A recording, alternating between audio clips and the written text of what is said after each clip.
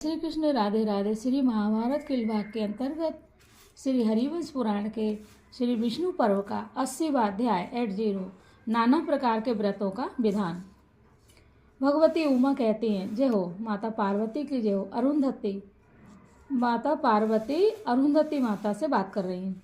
भगवती उमा कहती हैं, अरुंधति, जिन व्रतों और पुण्यों के द्वारा इस शरीर को परम सुख की प्राप्ति के योग बनाया जा सकता है, उन्हें इन तिथियों और ज्येष्ठ फल के साथ बताती हूँ, सुनो। पवित्र व्रत का पालन करने वाली देवी, जो पतिव्रता नारी कृष्ण पक्ष की अष्टमी तिथि को अपना एक समय का भोजन ब्राह्मणों को देकर स्वयं उपवास पूर्वक व्यतीत करती है, अथवा उस दिन फल मूल खाकर रहती है, श्वेत वस्त्र धारण करके सदाचार के पालन पूर्वक गुरुजनों तथा देवताओं की पूजा करती है, और इस प्रकार एक वर्ष तक इसी नियम का पालन करके वह अंत में सुरही गाय के बाल की रस्सी से अच्छी तरह बना हुआ चवर, ध्वज तथा दक्षिणा सहित मिष्ठान यथाशक्ति ब्राह्मण को देती है। उस पतिभक्ता नारी के केस कटी प्रदेश के नीचे तक लटक कर लहराया करते हैं और उनके अग्रभाग घुंघराले हो जाते हैं। वरवर्णी, जो सिर को सुख पहुंचाना चाहती हो, वह सती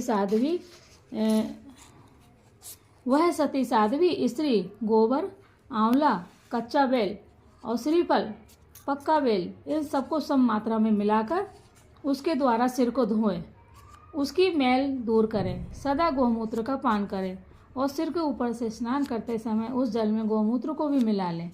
प्रत्येक कृष्ण चतुर्थी को इस नियम का पालन करना चाहिए। ऐसे करने वाली स्त्री विधवा नहीं होती है, सौभाग्यवती बनी रहती है, उसे ज्वर आदि रोग नहीं सताते, उसके शरीर में सिर संबंधी रोग का कष्ट नहीं होता। पवित्र मुस्कान वाली अरुंधति, जो स्त्री अपने ललाट के दर्शनीय शोभा से संपन्न बनाए रखना चाहती है, वह प्रत्येक प्रतिपदा तिथि को एक समय भोजन करके बिताए एवं दूध के साथ भात खाकर रहे। जब तक एक वर्ष पूरा न हो तब तक ऐसा करती रहे। तदंतर ब्राह्मण को सुंदर स्वर्णमय पट का दान करे। ऐसा करने वाली सुंदर कटी प्रदेश वाली स्त्री मनोहर रूप सौंदर्य से युक्त ललाट पाती है। निष्पाप अरुंधति, तुम्हारा भला हो। जो भौहें सौंदर्य चाहती हो, भौहें आंखों के ऊपर जो रहती है, जो भौहें सौंदर्य चाहती हो, वह सती सावित्री स्त्री सदा द्वितीय तिथि को एक समय उपवास करके साग भात खाकर रहे।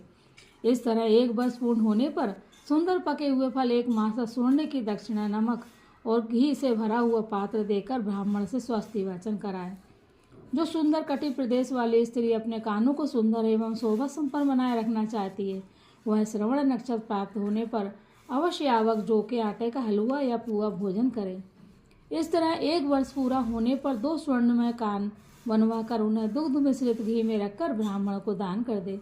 जो स्त्री यह चाहती है कि मेरी नासिका ललाट से संलग्न हो, उसमें किसी तरह की विकृति न आए और वह सदा रोग व्याधि से रहित एवं सुंदर बनी रहे, वह सदा तिल के पौधों को सींचे, जब तक सींचती रहे जब तक कि उसके द्वारा सुरक्षित हुए उन पौधों में फूल तथा फल न लग जाएं।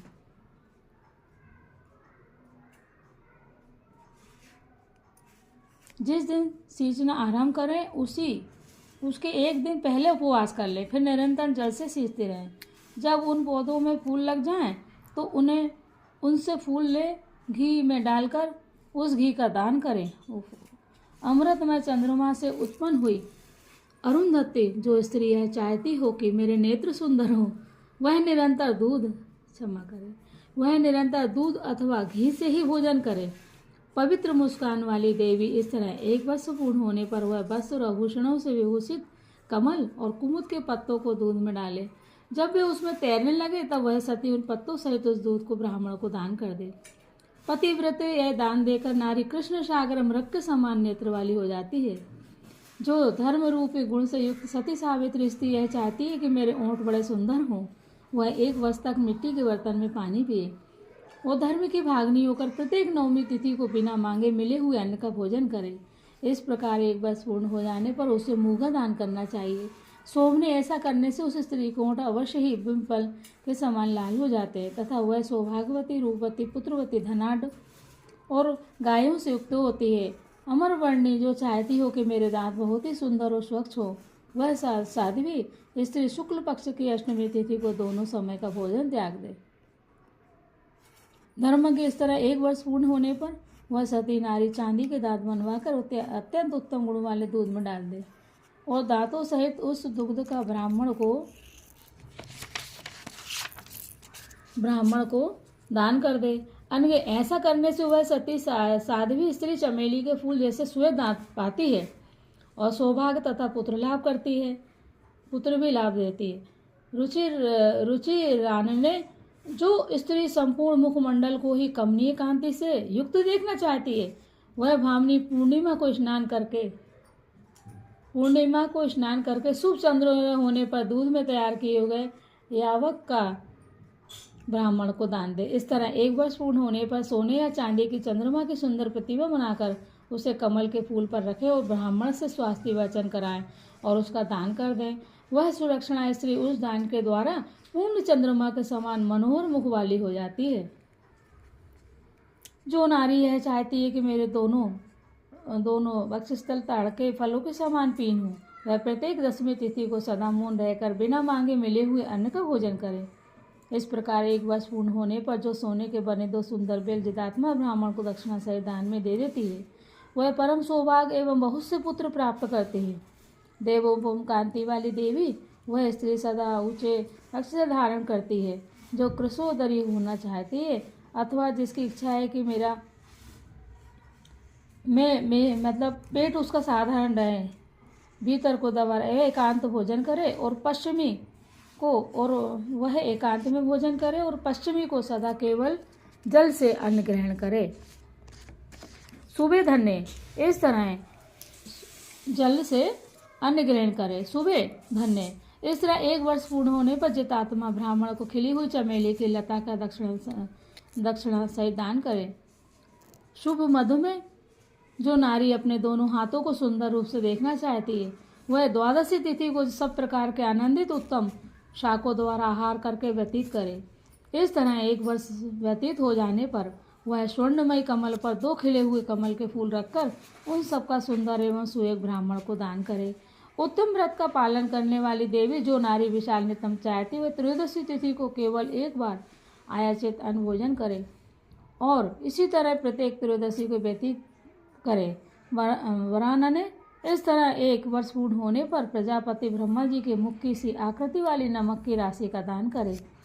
इस प्रकार प्रजापति के मुख के आकार का ही स्वर्ण भी सदा दान करना चाहिए। धर्मज्ञ नारी धीरे धीरे अंजन से किसी ब्राह्मणी के नेत्रों में काजल लगाए, शो में पूर्ण रत्नों लाल रंग का वस्त्र भी दे। इससे वह स्त्री अपने मन के अनुकूलतम पाती है। मधुर वाणी की इच्छा रखने वाली सती नारी 1 वर्ष या 1 मास तक नमक खाना छोड़ दे और वाणी के अतिशय माधुर की इच्छा रखकर ब्राह्मण को दक्षिणा सहित नमक दान करे। अमर वर्णिनी ऐसा करने से उसकी वाणी की मिठास तोते की वाणी से 100 गुना अधिक हो जाती है। सोमनंदिनी वरारोह जो स्त्री यह चाहती है कि मेरे पैरों के कुल्फ खुट्टी आए गट्टे या नस नाड़ियाँ ढकी रहें, वह प्रत्येक षष्ठी तिथि को केवल पानी के साथ भात खाए। तेजस्विनी यह व्रत लेने वाली स्त्री को सदा ही उचित है कि वह अग्नि अथवा ब्राह्मण का पैर से स्पर्श न करे। यदि कभी स्पर्श हो जाए तो उनको प्रणाम करे। उस पैर से पैर को नहीं रगड़ना चाहिए। उसे पैर से पैर को नहीं रगड़ना चाहिए, नहीं धोना चाहिए। यह इन नित्य व्रतों से युक्त धर्मक प्रतिव्रता नारी सोने या चांदी के 2 कछुए बनवाए, निष्पाप पति प्रिय, फिर उन दोनों कछुओं को घी में रखकर श्रेष्ठ ब्राह्मण को दान कर दे। नंदिनी इसके सिवा 2 कमलों को उनके मुख नीचे की ओर करके रखे, उन्हें लाल रंग के गंधादि द्रव्यों से संयुक्त करके चूर्ण से अलंकृत करे, तत्पश्चात उनका ब्राह्मण को दान कर दे। जो पतिव्रता नारी अपने संपूर्ण शरीर को ही अत्यंत मनोहर बनाना चाहती हो, वह रजो दर्शन के अवसर पर 3 रात उपवास करे। वह कार्तिक आषाढ़ माघ तथा अश्विनी की पूर्णिमा को माता पिता अतिथि और देवता का आदर सत्कार एवं पूजन करे। वह पतिव्रता ब्राह्मणों को प्रतिदिन नमक और घी दान करे। नित्य घर में झाड़ू लगाए। धर्मज्ञ मणि ने सुबह अपने स्वार्थ को समझने में कुशल नारी घर में लीपने पोते तथा देवताओं की बलि उपहार सामग्री अर्पण करने का कर्म भी करे। वह कभी दुर्वचन का प्रयोग न करे। यशस्विनी वह किसी एक शाक का ही भक्षण करे। भामिनी वह देवताओं के लिए उपहार दे और असत्य भाषण का त्याग करे। जय हो माता पार्वती की जय हो, माता अरुंधति की जय हो। इस प्रकार श्री महाभारत के खिलवाड़ हरिवंश के अंतर्गत विष्णु पर्व में पारिजात हरण के प्रसंग में व्रतों का विधान विषयक 80वां अध्याय पूरा हुआ। इस अध्याय में 79 और 80 दोनों अध्याय में नारी के सौंदर्य का पूरा वृतांत किया गया है। किस प्रकार से नारी अपने आप को रूपवती, सौंदर्य और अपने पूरे वंश को, अपने पूरे